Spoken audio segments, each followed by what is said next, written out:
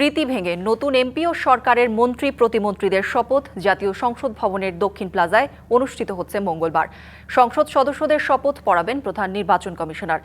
এরই মধ্যে প্রস্তুতির কাজ চলছে। নির্বাচন কমিশনার আনোয়ারুল ইসলাম সরকার সাংবাদিকদের জানিয়েছেন, এএমএম নাসির উদ্দিনের শপথ পাঠ করানোর বিষয়ে চিঠি পাওয়া যেতে পারে আজ।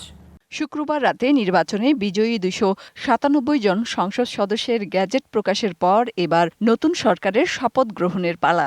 মঙ্গলবার সকাল 10টায় জাতীয় সংসদ ভবনের দক্ষিণ প্লাজায় সংসদ সদস্যদের শপথ পড়ানোর প্রস্তুতি চলছে, যা এতদিন হতো সংসদ ভবনের অভ্যন্তরে।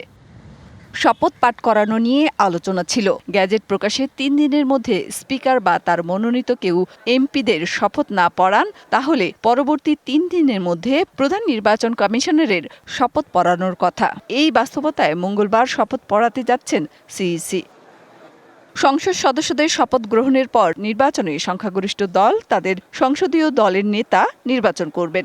এরপর সংসদীয় দলের নেতা রাষ্ট্রপতির কাছে সংখ্যাগরিষ্ঠ সদস্যের আস্থাভাজন হওয়ার বিষয়টি আনুষ্ঠানিকভাবে জানাবেন। রাষ্ট্রপতি তখন তাকে নিয়ম অনুযায়ী প্রধানমন্ত্রী পদে নিয়োগ দেবেন এবং নতুন মন্ত্রিসভা গঠনের আহ্বান জানাবেন। আর মন্ত্রিসভার সদস্যদের শপথ বঙ্গভবনের দরবার হলে অনুষ্ঠিত হওয়ার রেওয়াজ ছিল। এবার রেওয়াজ ভাঙছে। সংসদের দক্ষিণ প্লাজাতেই শপথ বাক্য পাঠ করাবেন রাষ্ট্রপতি।